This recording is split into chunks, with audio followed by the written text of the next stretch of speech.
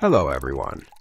Finally, the time has come for us to take the last journey of the Lotus Sutra together.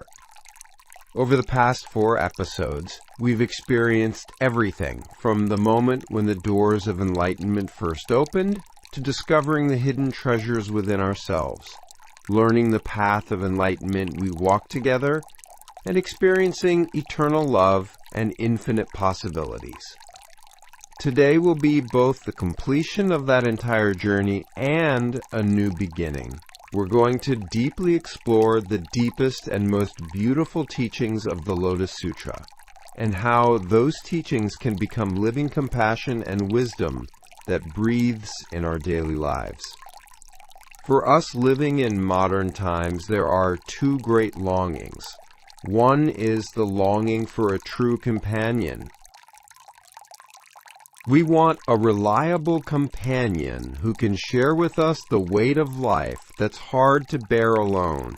The other is the longing for eternity. Among things that change and disappear, we want to find something unchanging, meaning and value that can last forever. The final stories of the Lotus Sutra provide perfect answers to these 2 longings.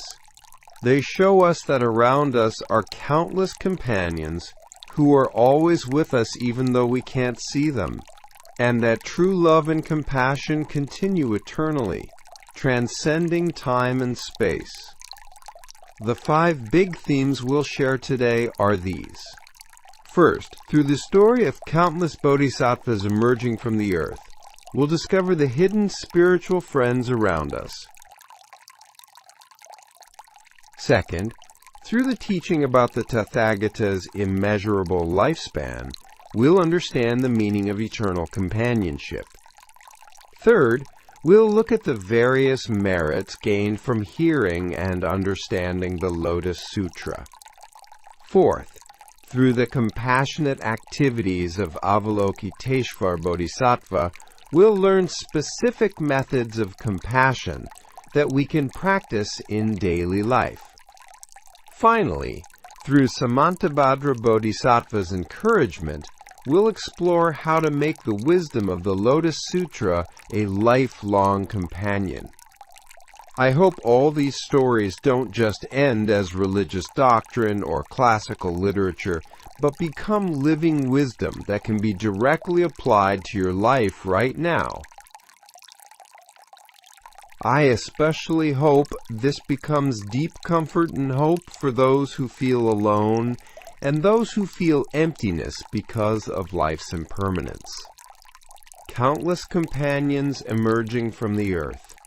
The chapter on the emergence from the earth is one of the most mysterious and magnificent scenes in the entire Lotus Sutra. This story contains a moving message that makes us realize how many invisible companions surround us. At that time, the Bodhisattva Mahasattvas who had come from other lands said to the Buddha, "World-honored one, after the Buddha enters extinction, we will diligently read, recite, explain, and copy the Lotus Sutra in this Saha world. Please allow us to uphold it in this land." This is a scene where bodhisattvas from other lands voluntarily step forward to protect the Lotus Sutra. These are beings from other worlds who show the noble will to leave their comfortable places and spread the truth even in this difficult world.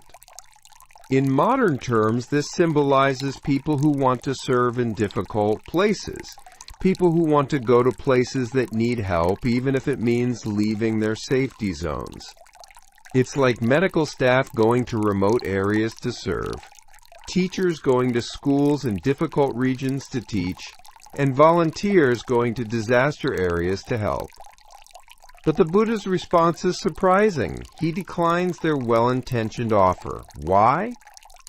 The Buddha said to the Bodhisattva Mahasattvas, "There is no need for that." Why? Because I already have Bodhisattva Mahasattvas equal in number to the sands of 60,000 Ganges rivers, and each of these has followers, also equal in number to the sands of 60,000 Ganges rivers.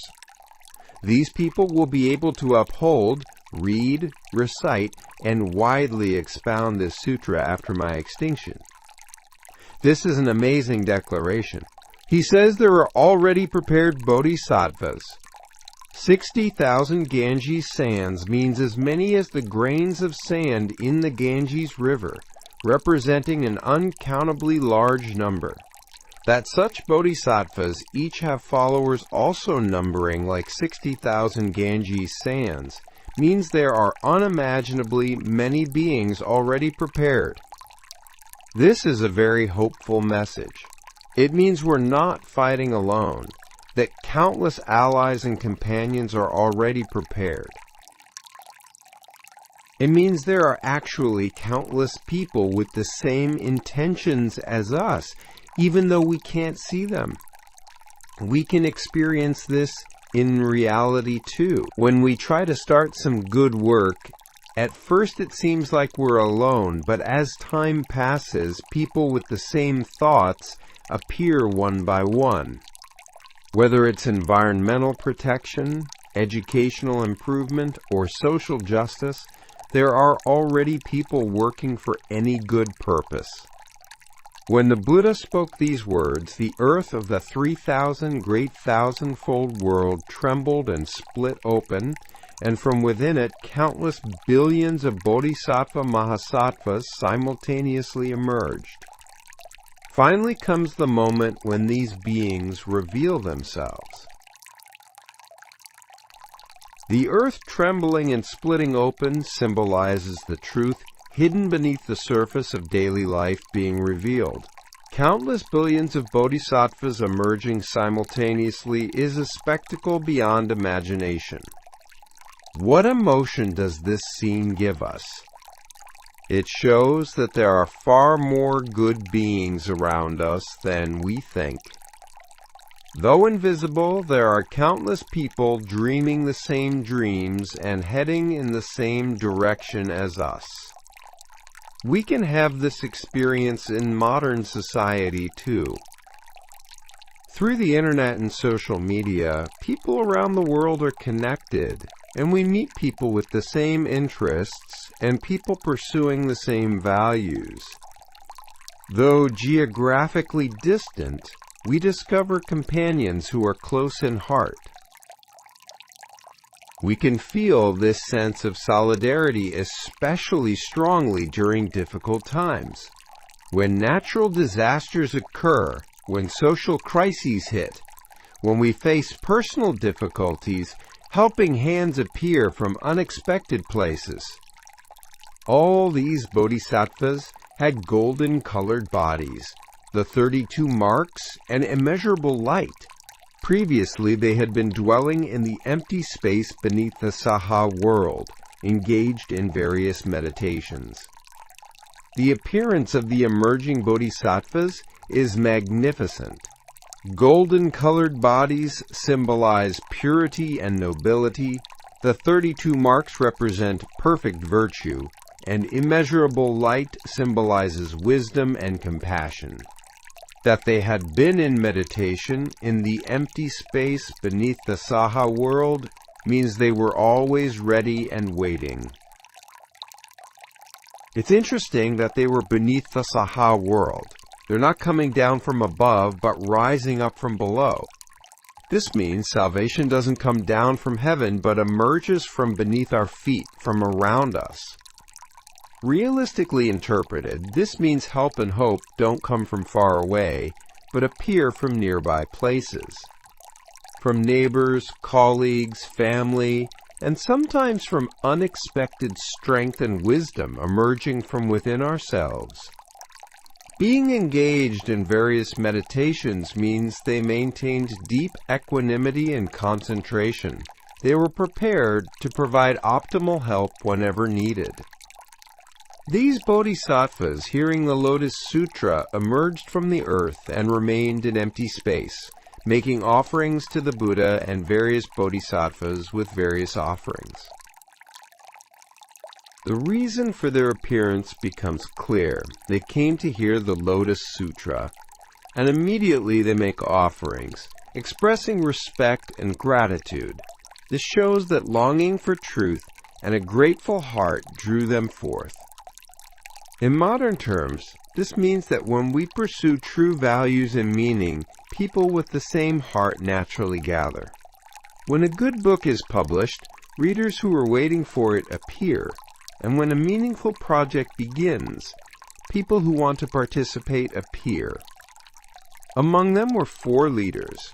First was Superior Practices Bodhisattva. Second was Boundless Practices Bodhisattva. Third was Pure Practices Bodhisattva. And fourth was Firmly Established Practices Bodhisattva. These 4 bodhisattvas were the foremost leaders of that assembly, and they put their palms together before the assembly, gazed at the Buddha, and spoke. 4 leaders are introduced. Superior practices means high-level practice. Boundless practices means activity without boundaries. Pure practices means pure actions. And firmly established practices means stable practice. They each show different types of leadership models. This suggests that diverse types of leaders are needed in real communities too. When visionary leaders, leaders with execution power, leaders who promote coordination and harmony, and leaders who provide stability work together harmoniously, communities can develop healthily. Putting palms together and gazing at the Buddha before the assembly shows humility and respect. It's the appearance of true leadership that remains humble and maintains a learning attitude no matter how outstanding one's abilities. World-Honored One, does the World-Honored One have few ailments and few worries? Are you comfortable in your daily activities and strong in vigor?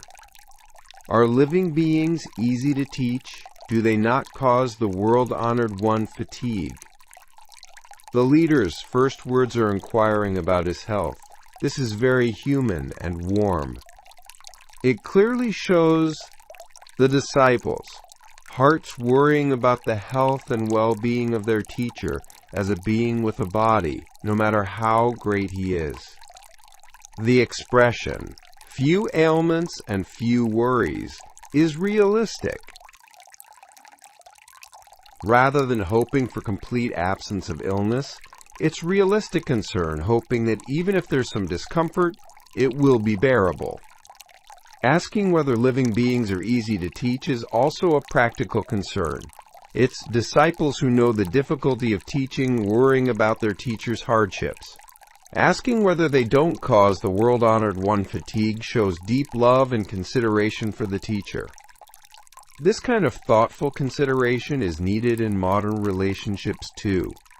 When asking about the well-being of family, friends, or colleagues, it should contain a heart that truly tries to understand their situations and difficulties, not just formal greetings. This consideration is especially important for those in roles of caring for others, like leaders, teachers, or parents. It's recognizing that they too can get tired and have difficulties and encouraging them. The Buddha is moved by such warm greetings and reveals their identity. The Buddha said to the 4 great bodhisattvas, "Excellent, excellent, that you ask the Tathagata whether he has few ailments and few worries, whether living beings are easy to teach, whether they do not cause the Tathagata fatigue. Such concern for living beings brings very great merit." It's impressive that the Buddha exclaims, "Excellent, excellent," twice. He values most highly, not simple ability or wisdom, but the heart that worries about others. The statement, "Such concern for living beings brings very great merit," contains deep meaning. The heart itself that sincerely worries about and cares for others' well-being is the greatest good deed. Modern psychology has also proven through research the positive effects that empathy and consideration for others have on individual happiness and social health. Acts of helping others bring joy and fulfillment not only to those receiving help, but also to those giving it. The eternal presence of the Tathagata. Now let's move to the amazing teaching of the chapter on the lifespan of the Tathagata. This is the core of the Lotus Sutra's core, showing deep truth about the Buddha's true nature and eternal companionship. Good men, the lifespan I achieved through originally practicing the Bodhisattva way has not yet ended and is again twice the above number. Now, though I do not actually enter extinction, I say I enter extinction. The Tathagata uses such expedient means to teach living beings. The Buddha reveals an amazing secret. He says that though he doesn't actually enter extinction, he says he enters extinction. This means true teaching and love continue eternally. The expression, the lifespan I achieved through originally practicing the Bodhisattva way, is important. The Buddha's lifespan is not ordinary biological lifespan, but eternal life achieved through compassionate action. In modern terms, this means true love and wisdom continue eternally beyond physical existence. Even when great teachers, parents, and loved ones leave this world, their teachings and love continue to live and breathe within us. Teaching living beings through expedient means there's an educational purpose. Why make it appear that one is leaving while actually being there eternally? Why? Because if living beings see that the Tathagata remains for a long time, they will not plant good roots and will become poor and base, deeply attached to the 5 desires and covered by the net of afflictions. This is a very realistic and psychological insight. He accurately understands the human psychology, that we don't treasure what's always there. Often we take our parents for granted while they're alive, and only realize their preciousness after they pass away. Becoming poor and base doesn't mean material poverty, but spiritual poverty. It means becoming ungrateful, not making effort, and becoming lazy and complacent. Being deeply attached to the 5 desires means becoming immersed only in sensual pleasures and not pursuing deeper meaning or values. It means missing opportunities for growth and development while pursuing only comfort and pleasure. Similar principles apply in modern education. Too much overprotection prevents children from developing independence and responsibility. There must be appropriate challenges and difficulties for growth to occur. It's the same in organizational management. In environments that are too stable with no change, innovation and development are difficult. Appropriate tension and motivation are necessary. For example, suppose there is a skilled physician who is wise, intelligent, and well-versed in medicine, skilled at curing all kinds of diseases. He has many sons, sometimes 10, 20, or even 100. Now begins the famous parable of the physician and his children. This parable contains deep wisdom about parental love and educational methods. The choice of physician as a profession is meaningful. A physician is someone who saves lives, a symbol of compassion and wisdom. Being wise and intelligent means being a healer with deep understanding, not just a simple technician. Having many sons means the Buddha loves all living beings like his own children. 10, 20, up to 100 means the scale of that love is infinite. The physician goes to another country on business and travels far away. The various sons drink poison and become poisoned, rolling on the ground in agony. The physician going to another country represents situations where parents or teachers are physically absent. But what does it mean that the children drink poison in such situations? Poison can be interpreted in modern terms as harmful things that are addictive. Drugs, gambling, game addiction, excessive consumption, unhealthy relationships can all be like poison. Rolling on the ground in agony shows the terminal symptoms of addiction. They've lost self-control and are suffering but can't escape by themselves. That this happens when there's no guardian shows how important proper guidance and attention are. When neglected, people can easily fall into harmful things. When the physician returns and sees that his sons have drunk poison, some have lost their minds and are not in their right senses, while others have not yet lost their sanity.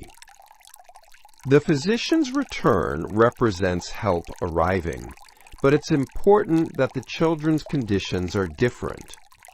Some children have completely lost their sanity, while others still have their wits about them. This is the same in reality. Even when facing the same problem, people's situations differ. Some people fall completely into addiction and lose their ability to perceive reality, while others recognize there's a problem and are ready to receive help. Recognizing this difference is important in education and counseling too. The same method can't be applied to everyone. Approaches suited to each person's condition are needed. Seeing their father coming from afar, they rejoice greatly, bow down, and say, "How wonderful that father has returned safely. We were foolish and drank poison. Please quickly cure us and save our lives." This is the reaction of the children who still have their sanity. Their healthy acknowledgement of their mistake and request for help is good. Rejoicing greatly at seeing their father shows their desperate hope for help, and bowing shows a humble heart. It's important that they honestly admit, "We were foolish and drank poison." They don't make excuses or rationalize their mistakes, but accept them as they are. This attitude is necessary for true healing to be possible. Modern psychology also emphasizes that the first step in problem solving is problem recognition. To escape addiction or problem behaviors, one must first acknowledge that it is a problem. Change is difficult while denying or rationalizing. It's the same in family relationships. When we make mistakes, honestly acknowledging them and asking for help rather than making excuses or blaming the other person is the shortcut to repairing relationships. The father, seeing his sick sons like this, seeks good medicinal herbs according to scriptures and medical texts. Herbs perfect in color, fragrance, and taste. He grinds them well, sifts them, gives them to his sons, and says, "This is good medicine, perfect in color, fragrance, and taste. If you take this, your suffering will quickly disappear and you will have no more pain." The physician father's careful treatment process is described. Following scriptures and medical texts means using proven methods, and seeking herbs perfect in color, fragrance, and taste means selecting the highest quality materials. Grinding well and sifting shows a careful preparation process. True healing must go through meticulous and caring processes, not done carelessly. The explanation he gives while giving it to his sons is also important. Rather than simply forcing them to take it, he explains why it's good and what effects it will have. This is a wise method that leads to voluntary participation through understanding. The importance of patient education is also emphasized in modern medicine. Treatment effects are better when patients understand their condition and treatment process, rather than doctors prescribing unilaterally. It's the same in education. Learning motivation increases when students are explained why they need to learn and how it will help them, rather than just being told to memorize unconditionally. Among them, those sons who had not lost their sanity, seeing this good medicine perfect in color, fragrance, and taste, immediately took it and were completely cured. The sons who maintained their sanity immediately took the medicine and were completely healed. This shows that healing happens quickly when there's proper judgment. Being able to accurately perceive color, fragrance, and taste means sensory functions are normal. If one maintains basic discernment despite falling into addiction or problems, recovery is relatively easy. Immediately taking it means acting right away, without hesitation or doubt. This kind of bold execution is necessary for healing. The expression, completely cured, is also important. It's a hopeful message that complete healing is possible, not partial or temporary recovery. But the other sons who had lost their sanity, though they rejoiced to see their father coming, greeted him and begged him to cure their illness. When he gave them medicine, they would not take it. Why? Because the poison had penetrated deeply and they had lost their sanity, so even though it was good medicine, they thought it was not good. But the problem is the sons who lost their sanity. They also rejoice to see their father and want treatment, but they won't take the medicine when offered. This shows a very realistic dilemma. The poison penetrating deeply means addiction or problems have reached a serious stage. In this state, judgment becomes clouded and even helpful things are perceived as harmful.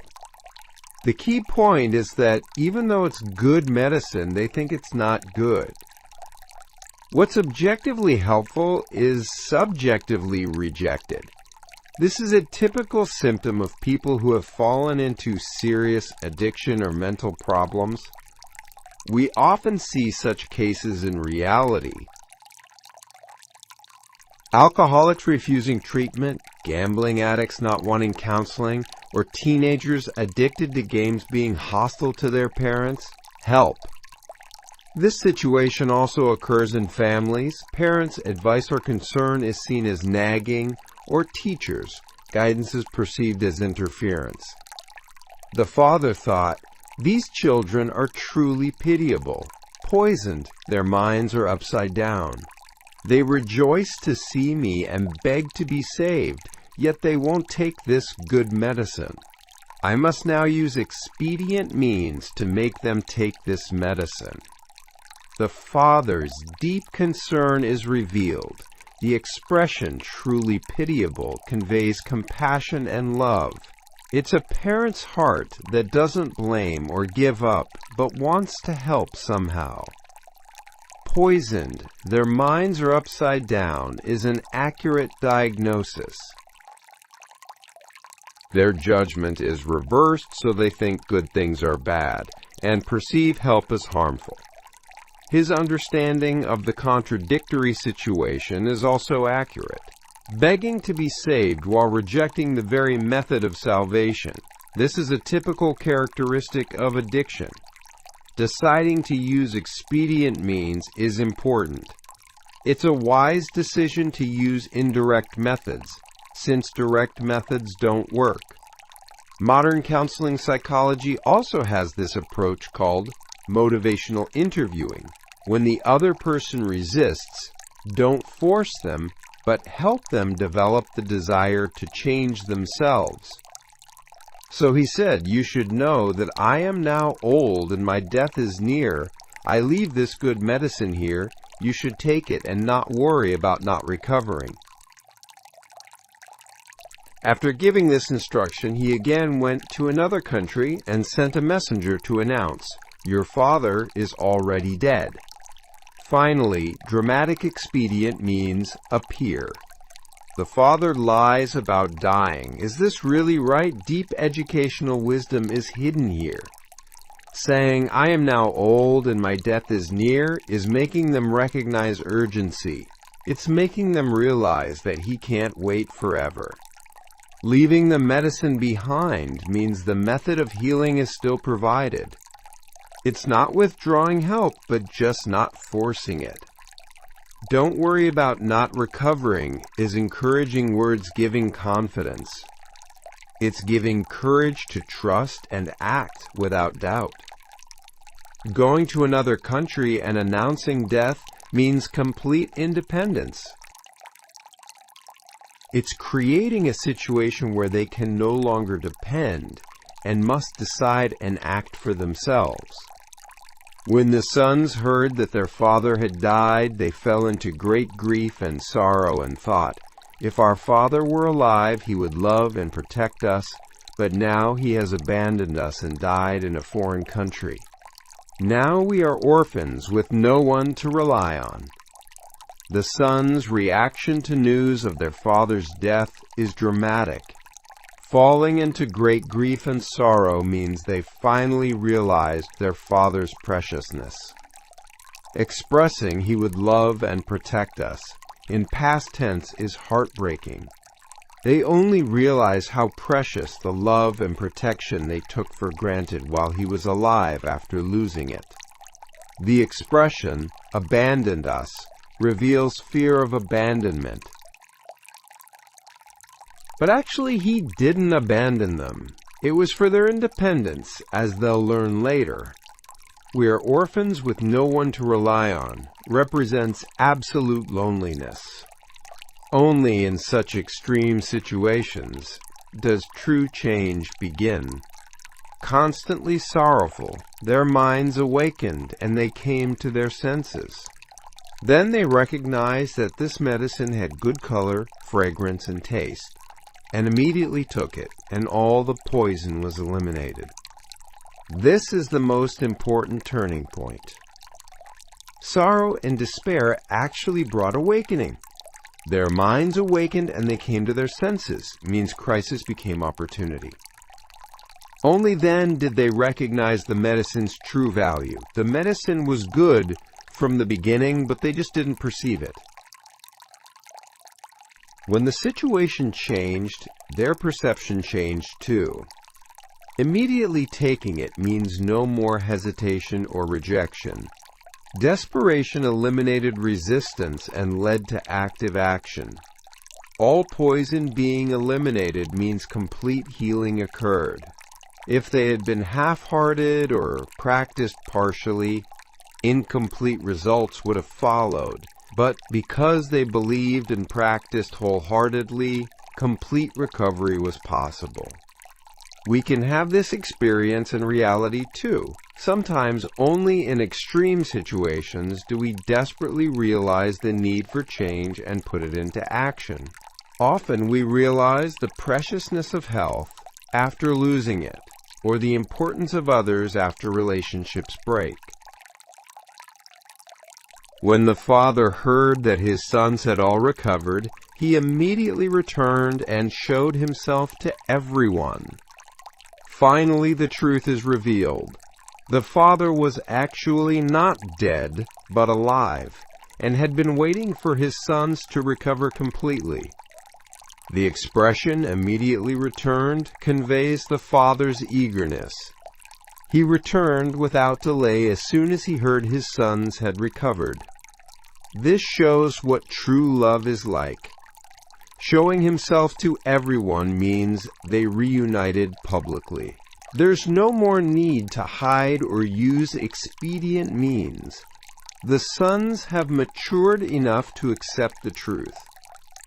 What's the core message of this parable?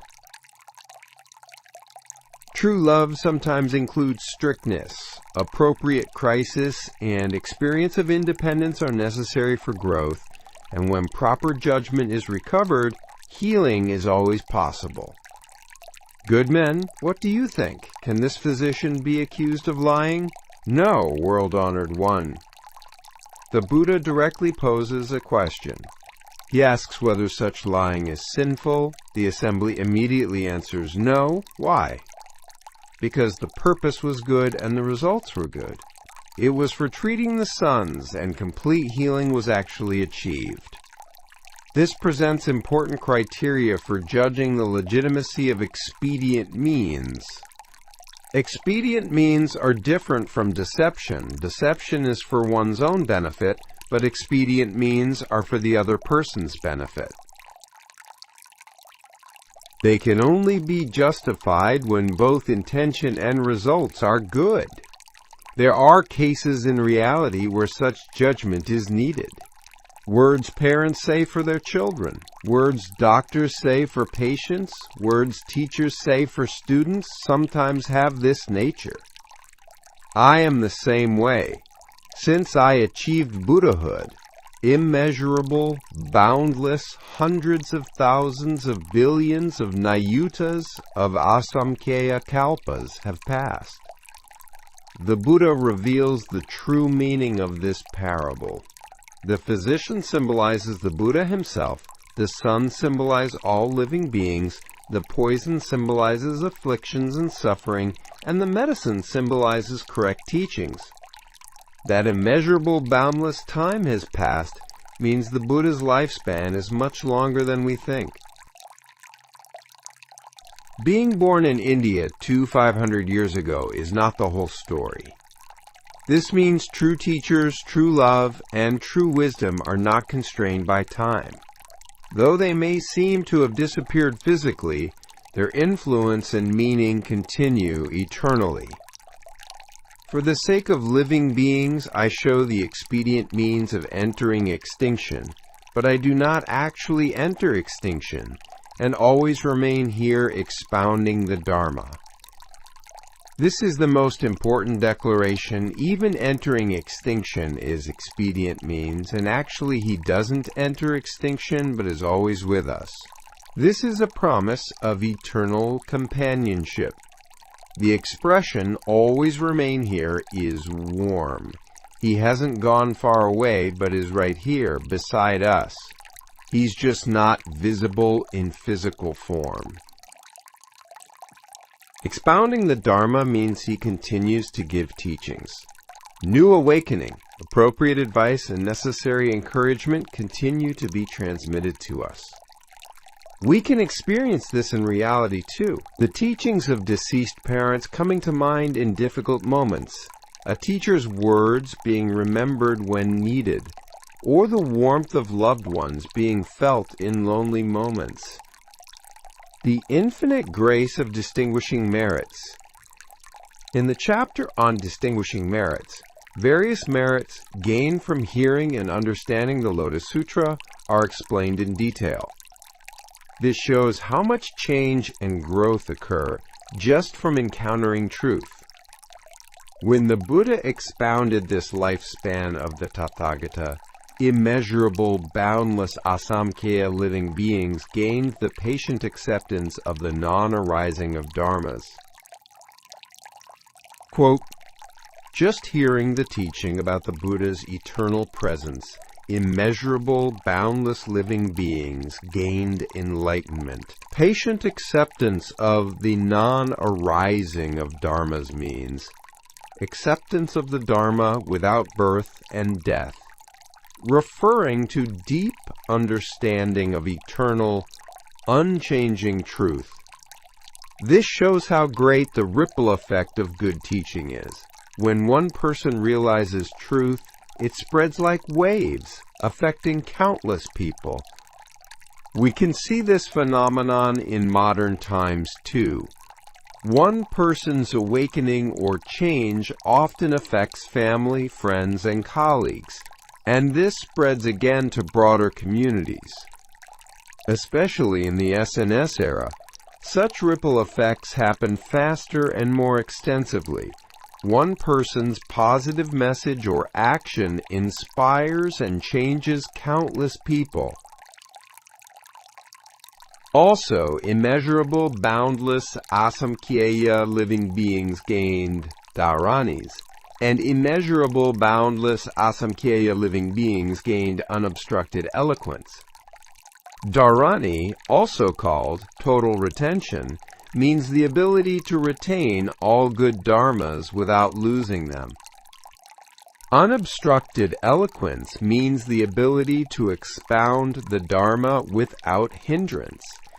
This means dramatic improvement in memory and expression abilities. In modern terms, this can mean improvement in learning ability and communication skills. When one realizes truth, memory improves, and the ability to clearly express one's thoughts develops. Actually, it's scientifically proven that when the mind becomes clear through meditation or deep contemplation, concentration and memory improve. Also, when one gains inner peace, one can communicate more effectively in interpersonal relationships. Gaining dharani also means the ability to continuously maintain good things. It means gaining the power to sustain good habits or insights once learned without losing them.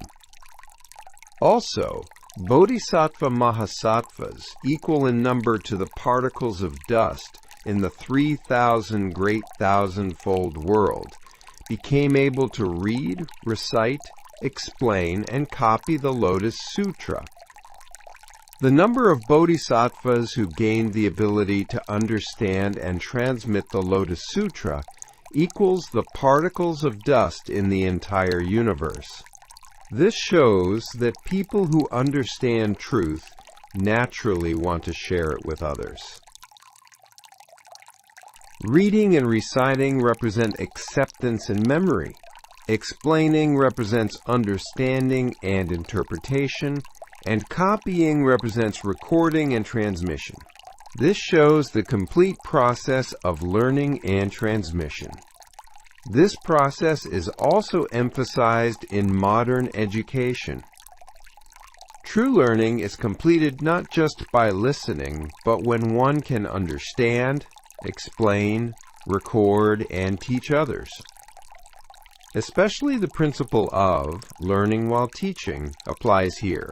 In the process of trying to explain to others, one's own understanding also deepens. Also, bodhisattva mahasattvas, equal in number to the particles of dust in the 3,000 great thousandfold world, gained the 8 liberations. The 8 liberations refer to 8 stages of meditative states. This means great improvement in mental equanimity and concentration. It's not just intellectual understanding, but actual mental change occurring. This is similar to mindfulness or concentration training in modern psychology. Encountering good teachings stabilizes the mind, improves concentration, and enhances emotional regulation abilities. Especially in modern society with much stress, gaining such mental equanimity is very important. The ability to maintain one's center without being easily shaken by external circumstances greatly improves quality of life.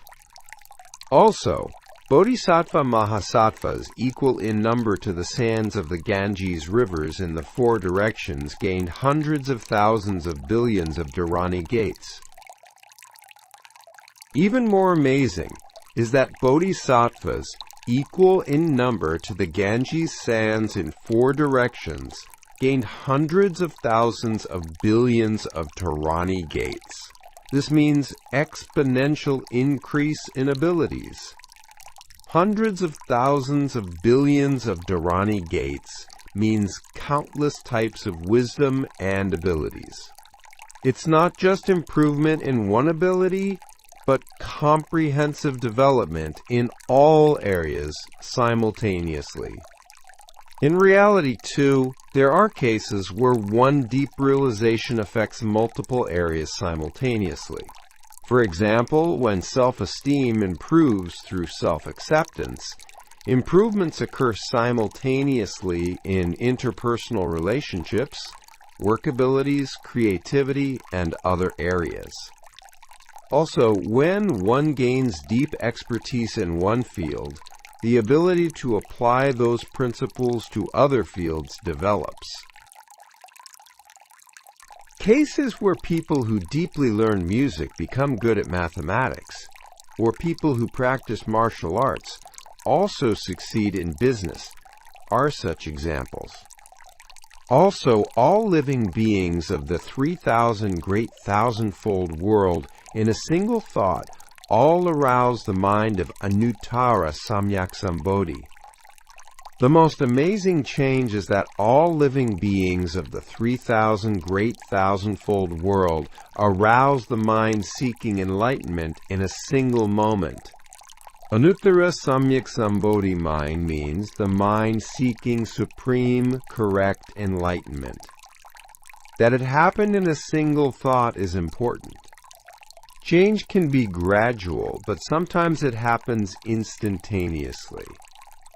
In moments of deep emotion or realization, the direction of one's entire life can change. We can have this experience in reality too. One book, one movie, one lecture, one encounter can completely change life, especially in youth.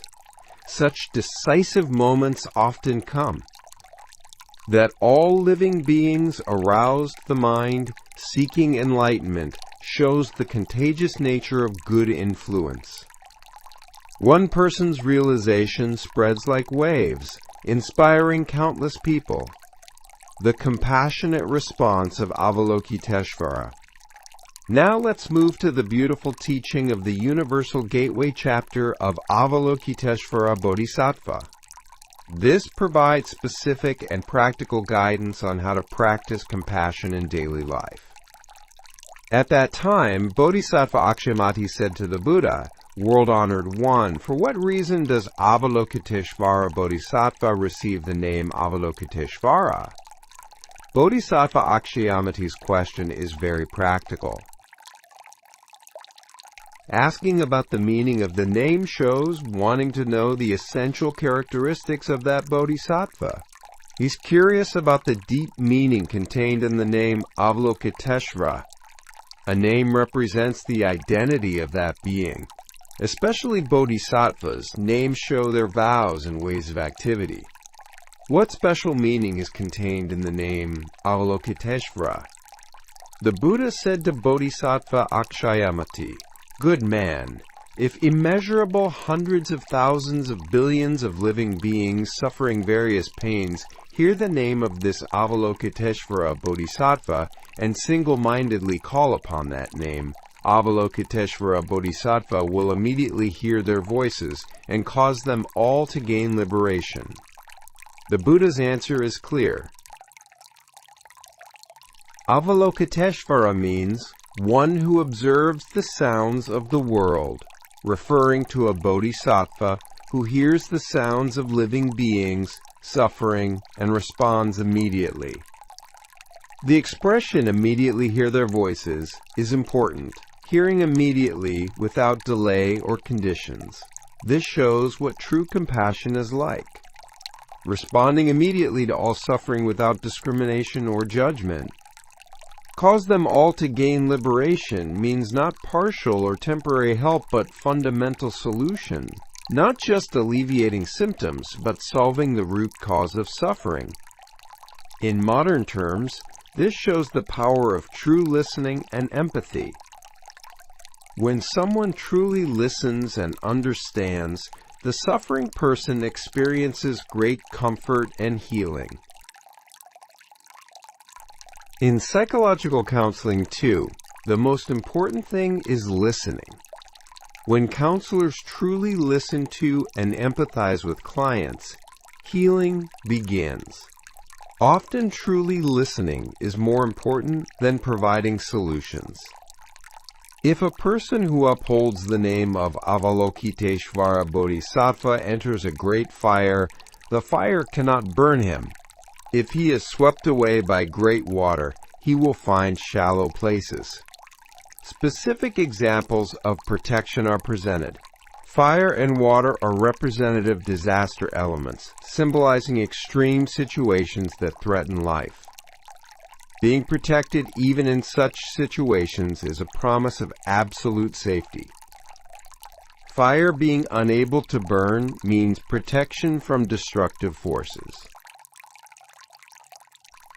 In modern terms, this can be interpreted as protection not only from fires, but also from mental fires like anger, hatred, and conflict.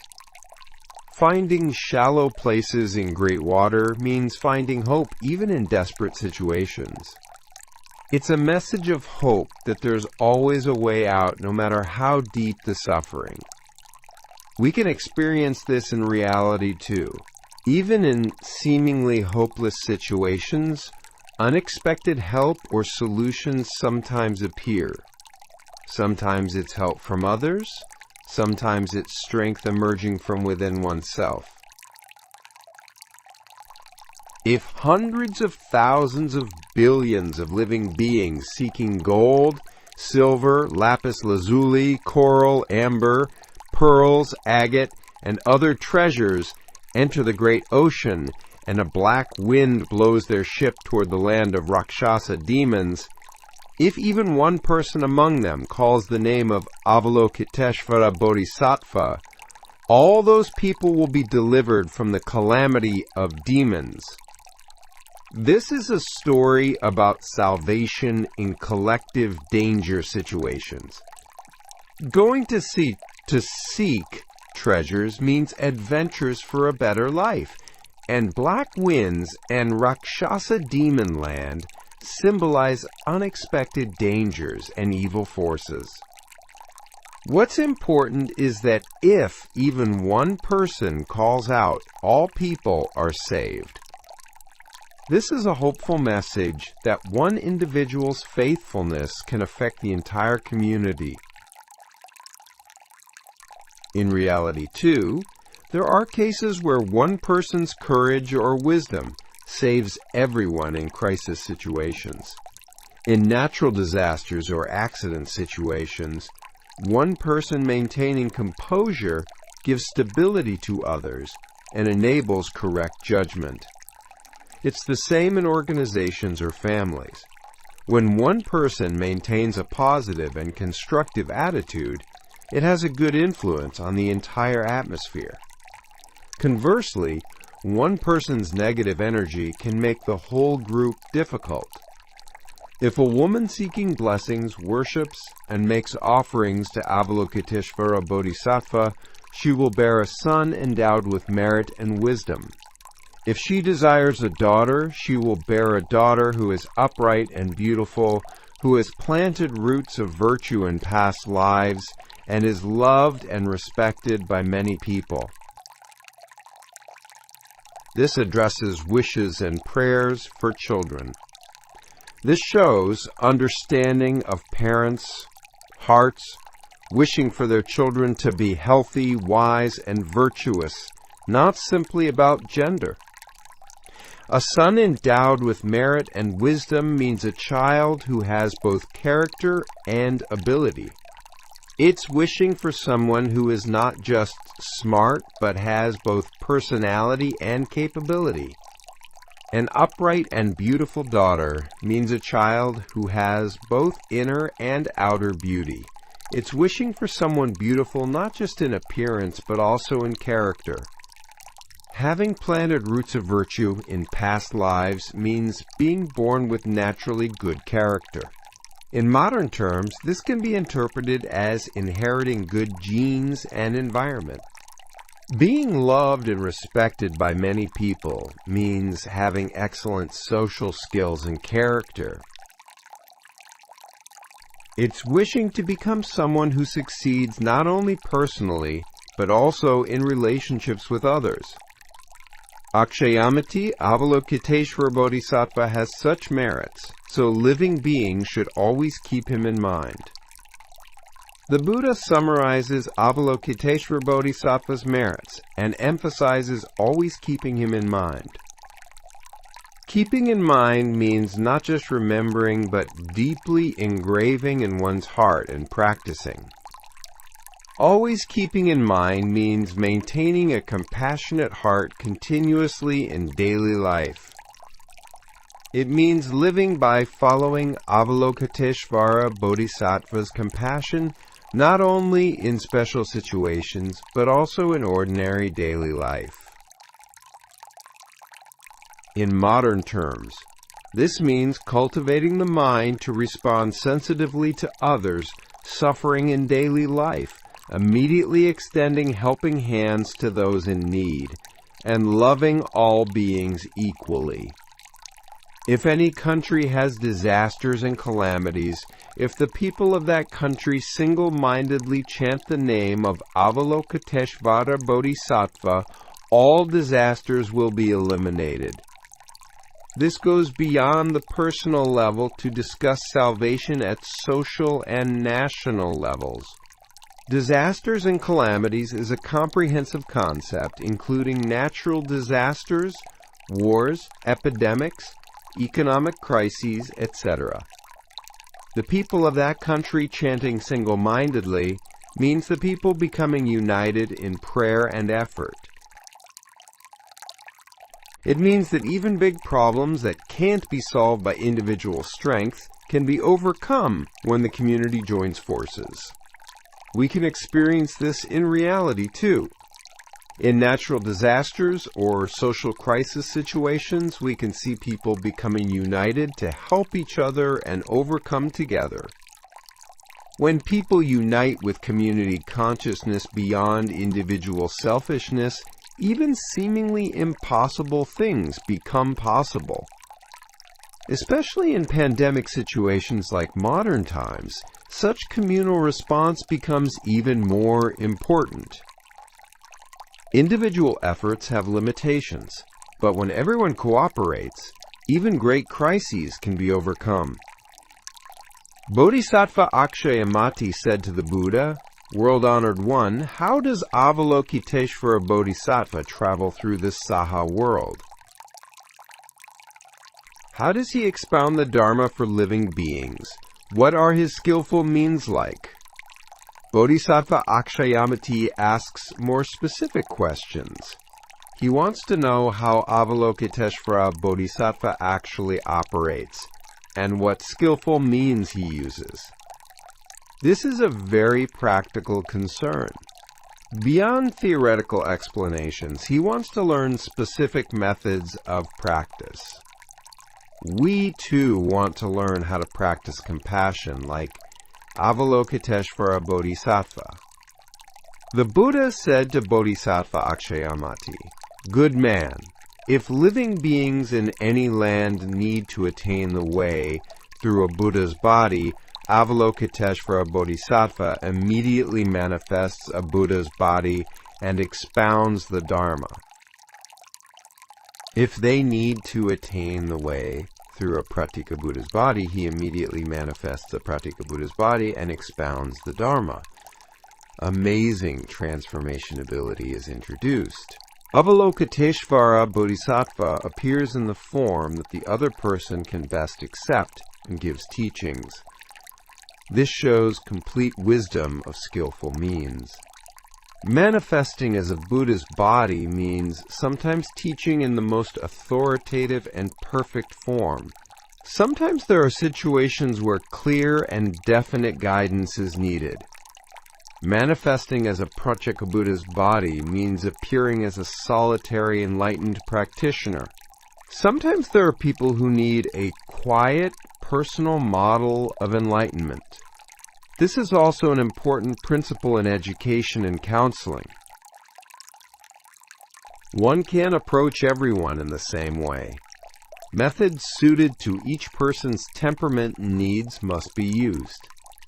Shravakas, Brahma kings, Indra, Ishvara, Maheshvara, great generals of heaven, Vaishravana, small kings, elders, householders, chief ministers, Brahmins, monks, nuns, laymen, laywomen, wives of elders, wives of householders, wives of chief ministers, wives of Brahmins, boys and girls. To those who need to attain the way through any of these bodies, he immediately manifests such bodies and expounds the Dharma. The various forms Avalokiteshvara Bodhisattva can manifest are listed. From religious people to secular people, from men to women, from adults to children, all classes and age groups are included. This shows that true compassion makes no discrimination whatsoever. It approaches all beings in the most appropriate way, regardless of status, gender, age, or occupation. Shravakas represent the Buddha's disciples, Brahma kings and Indra represent high deities, small kings represent rulers of small countries, elders represent wealthy merchants, householders represent lay practitioners, and chief ministers represent government officials. Brahmins represent religious leaders. Monks and nuns represent monastic practitioners. Laymen and laywomen represent lay believers. Various wives represent women's diverse social roles, and boys and girls represent children. In modern terms, Avalokiteshvara Bodhisattva can appear as a president, teacher, doctor, parent, friend, or even a child. Without being constrained by form, he helps in the most effective way. This gives us an important lesson too. When helping others, we should use methods that are easy for the other person to accept, rather than methods comfortable for ourselves. Akshayamati, this Avalokiteshvara Bodhisattva, accomplishes such merits and travels through this world in various forms to save living beings. Therefore, you should single-mindedly make offerings to Avalokiteshvara Bodhisattva. The Buddha summarizes Avalokiteshvara Bodhisattva's activities and recommends making offerings. Making offerings doesn't mean simply worshiping, but following and practicing that spirit. Traveling in various forms means free activity not bound by fixed forms. Avalokiteshvara Bodhisattva's compassion is not confined to any framework or constraints. Making offerings single-mindedly means following sincerely, with all one's heart. It means practicing in life, not formal worship. This Avalokiteshvara Bodhisattva Mahasattva becomes a fearless giver when there is fear. Therefore, in this Saha world, he is called the fearless giver. Another name of Avalokiteshvara Bodhisattva is introduced. Fearless giver means one who removes fear. This well shows Avalokiteshvara Bodhisattva's core function.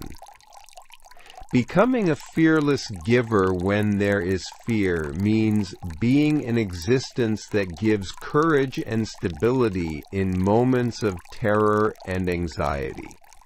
It means liberation from all kinds of fear, not only physical danger, but also psychological anxiety and spiritual emptiness. This means giving strength to escape from various fears that modern people experience. Anxiety about the future, worries about relationships, fear of failure, fear of death. Samantabhadra Bodhisattva's final encouragement. Finally, through the chapter on the encouragement of Samantabhadra Bodhisattva, let's learn how to make the wisdom of the Lotus Sutra a lifelong companion. Samantabhadra Bodhisattva is the Bodhisattva of practice and action, teaching methods to embody enlightenment in daily life. At that time, Bodhisattva Samantabhadra Mahasattva came from the east with immeasurable, boundless bodhisattvas. The various countries he passed through shook in 6 ways: precious lotus flowers rained down, and immeasurable thousands of kinds of music naturally played. Samantabhadra Bodhisattva's appearance is very magnificent. Coming with immeasurable, boundless bodhisattvas means coming with tremendous good energy, not alone. Coming from the east means coming from an auspicious direction. The east is the direction where the sun rises, symbolizing hope and new beginnings. 6 kinds of shaking mean change in all dimensions. Precious lotus flower rain represents pure and beautiful blessings, and thousands of kinds of music represent harmonious and joyful atmosphere. This shows the appearance of change that true practice brings. Good actions beautifully transform not only the individual but also the surrounding environment. Also coming with the assembly on a body adorned with 600,000 characteristics, possessing great dignity and great spiritual powers, he arrived in the Saha world, came to Vulture Peak, bowed to the Buddha, circled 7 times, and spoke to the Buddha. Samantabhadra Bodhisattva's dignified appearance is described. 600,000 characteristics represent the white elephant with 6 tusks, symbolizing wisdom and power. Great dignity and great spiritual powers mean great virtue and supernatural abilities. Bowing to the Buddha and circling 7 times represents the highest respect and courtesy. It's the appearance of a true practitioner who doesn't lose humility no matter how outstanding his abilities.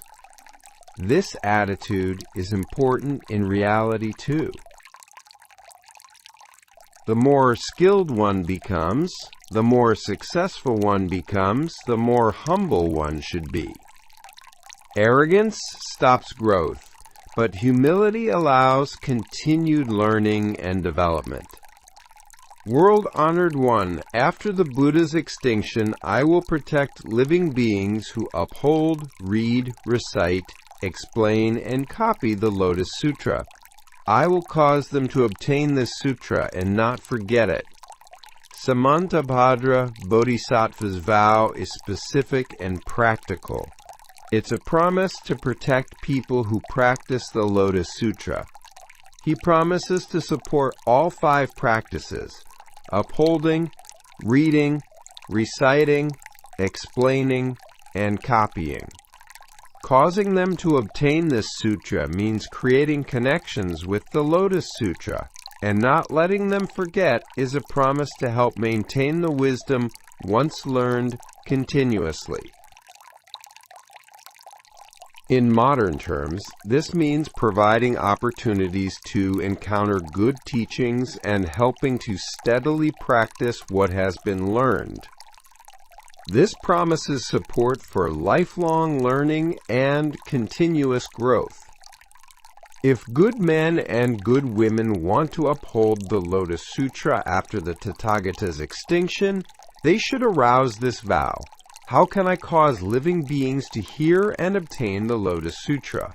Those who arouse such vows will immediately see Samantabhadra Bodhisattva. Specific guidance is given to people wanting to practice the Lotus Sutra. Don't pursue only personal benefit, but help others also gain the same wisdom. The expression, "how can I cause living beings to," emphasizes an altruistic mind.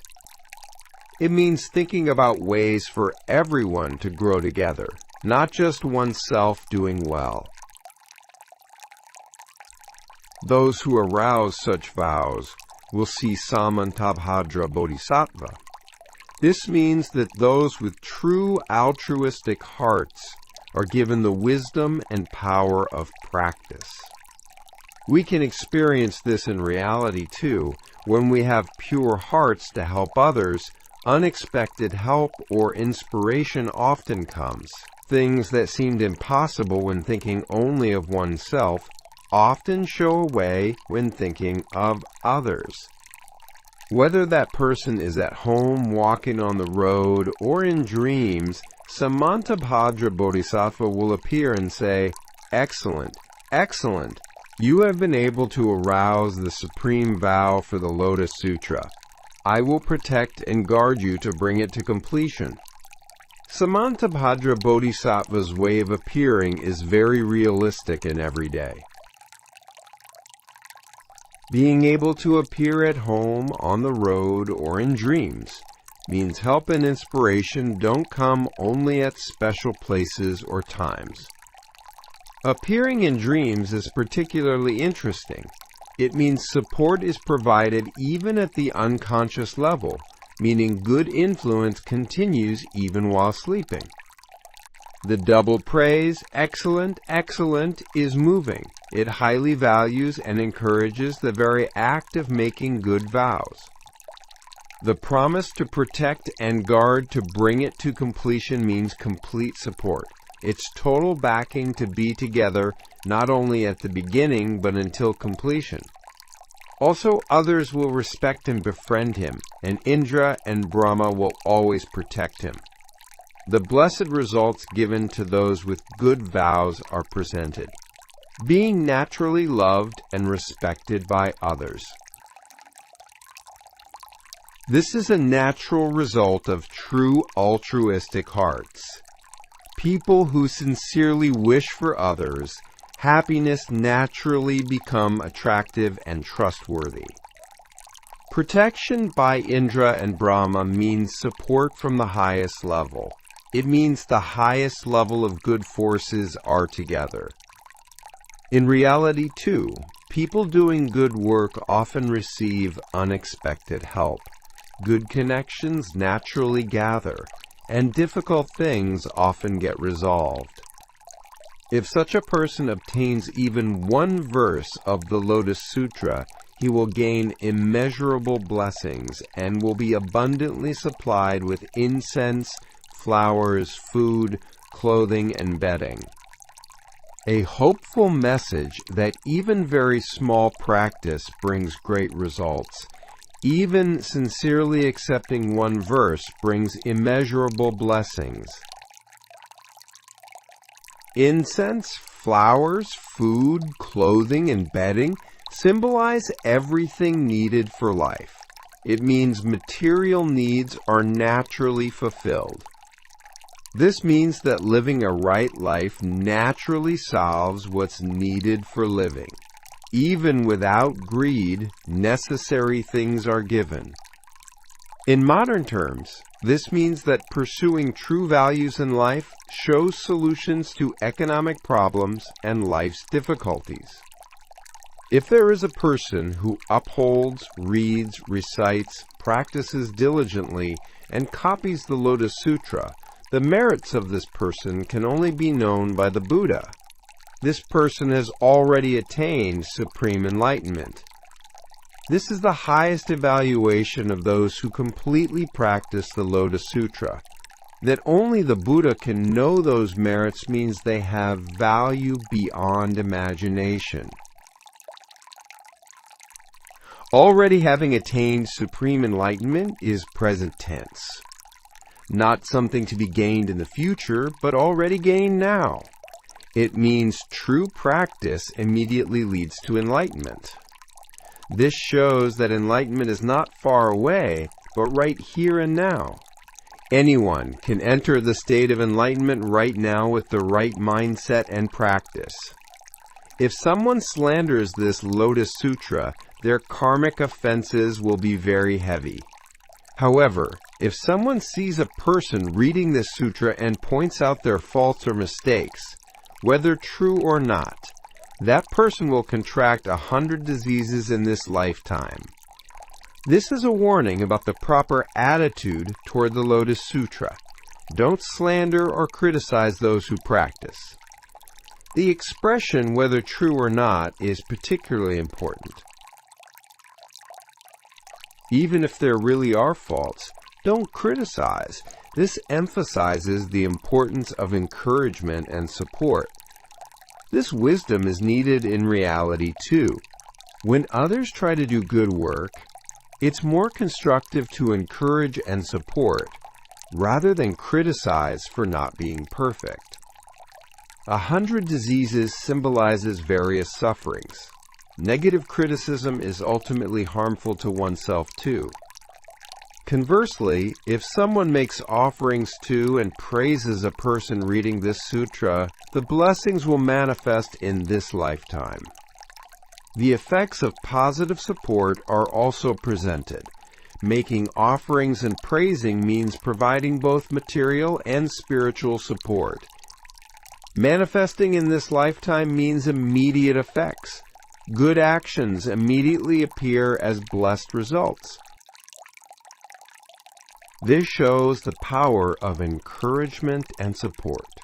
Sincerely cheering for and helping others, good work immediately becomes a blessing for oneself. Wisdom that can be practiced in daily life. Now let's organize how we can practice in daily life all the stories we've shared today. First, recognize that you already have many companions around you. Like the bodhisattvas emerging from the earth, there are many people cheering for and supporting you from invisible places. Remember this when you feel alone. Among family, friends, colleagues, and even strangers, there are people who dream the same dreams and pursue the same values as you. Try to discover and connect with them. Second, believe that true love and wisdom are eternal. Like the parable of the physician and his children, even when physically apart, love continues. The love and teachings of deceased parents, distant teachers, and separated friends are still with you. When you doubt in difficult situations, am I really loved? Remember that sometimes strict love may be necessary, like the physician father. Not all difficulties mean being abandoned. Third, practice listening to others. Voices like Avalokiteshvara Bodhisattva.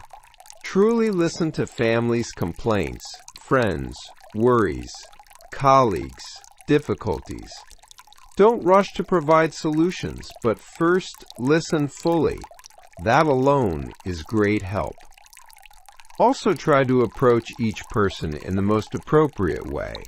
Don't treat everyone the same way, but use approaches suited to each person's temperament and situation. Fourth, value concrete practice like Samantabhadra Bodhisattva. Good thoughts or good intentions alone are not enough. They must be put into concrete action. Start with small things. Even practicing one verse sincerely brings great change. Do small good actions daily, speak good words, and think positive thoughts. Fifth, don't try to do well alone. Like Samantabhadra Bodhisattva's vow, help others also receive good things together. Share the wisdom you've learned and pass on to others the help you've received. Sixth, choose encouragement over criticism. When others try to do good work, don't criticize for not being perfect, but cheer them on. Your small encouragement can be great strength to someone. Seventh, accept current difficulties as opportunities for growth. Like the children who drank poison, sometimes crisis must come for real change to occur. Current suffering will lead to greater wisdom and maturity. Eighth, cultivate a grateful heart. Immeasurable merits are always being given to you. Recognize that everything in daily life, health, relationships, opportunities, learning, are gifts. Ninth, maintain steady practice. Steadily practice the 5 practices of upholding, reading, reciting, explaining, and copying. Cultivate habits of learning good things, remembering, understanding, explaining, and recording. Finally, never give up. What all the stories of the Lotus Sutra show is hope that everyone can definitely reach completion. It's okay to take time. It's okay to make mistakes. What's important is continuing to move in a good direction. A lifelong journey with the Lotus Sutra. Today, the long journey of the Lotus Sutra concludes. But this is not an end, but a new beginning. The wisdom of the Lotus Sutra is not something to hear once and finish, but something that deepens and broadens throughout life. As the Buddha said in the Lifespan chapter, true teachings do not perish. The wisdom of the Lotus Sutra is the same. As long as you engrave these teachings in your heart and practice them, they will be with you eternally. Sometimes it may be bitter and difficult, like the physician father's medicine, but remember that it's for growth and healing. Sometimes it will immediately give comfort and help, like Avalokiteshvara Bodhisattva. Everything that happens in your life, joy and sorrow, success and failure, meetings and partings, all of these will become opportunities to understand and practice the wisdom of the Lotus Sutra more deeply. As learned in the Expedient Means chapter, use appropriate methods according to situations. As learned in the Burning House, sometimes bold decisions are necessary. As learned in the Poor Son's Prophecy, discover your true value. As learned in the Medicinal Herbs, acknowledge and love your uniqueness. As learned in the Conjured City, proceed steadily, step by step. As learned in the Dragon Girl's story, transcend all prejudices. Like the earth-emerging bodhisattvas, you too are already a prepared being. As learned in the Lifespan chapter, there are eternal companions. Cultivate a compassionate heart like Avalokiteshvara Bodhisattva and practice concretely like Samantabhadra Bodhisattva. Always remember that you are not alone on this journey. All people who have heard the Lotus Sutra, all people trying to practice this wisdom are your companions. There are countless comrades walking the same path, transcending time and space. In difficult moments, recall all these stories. Remember that even in a burning house, there's a path of salvation. That even a poor son is a rich man's son. That even after drinking poison, there's healing medicine. In joyful moments, share that joy with others. Like medicinal herbs receiving rain and growing, pass on the grace you've received to others. The teachings of the Lotus Sutra will transform your daily life. On the way to work, at home, at the workplace, in all encounters, these wisdoms will come alive.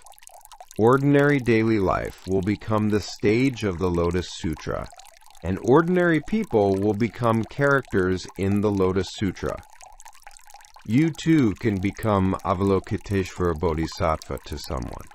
Listen to the voices of those in difficulty, help in various forms according to needs, and become an existence that removes fear.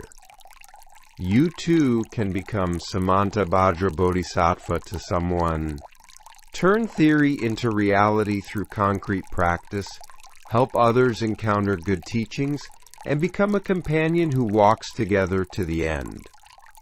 Most importantly, don't forget the core message of the Lotus Sutra. All beings are originally Buddhas. All paths ultimately lead to one. True love is eternal, and we are never alone. I hope this message takes root deep in your heart and becomes an unshakable center, no matter what difficulties come. And I hope the love and wisdom flowing from that center also reaches all people around you. The journey of the Lotus Sutra ends today, but the true journey starts now. Go forth into the world carrying these wisdoms in your heart. Live the Lotus Sutra in daily life. When you do, your life itself will become one beautiful Lotus Sutra. Finally, I offer deep gratitude to you for sharing this entire journey. Because of your sincere heart and open attitude, all this sharing was possible. I hope you too will now become a transmitter of the Lotus Sutra and share this beautiful wisdom with others. I earnestly pray that the Buddha's immeasurable compassion and the endless love of the Bodhisattvas will always be with you. I hope your life unfolds beautifully and meaningfully, like the teachings of the Lotus Sutra. Like the final words of the Lotus Sutra, those who hear this Dharma will surely attain Buddhahood. You too will surely be completed in the most perfect and happy form. Thank you,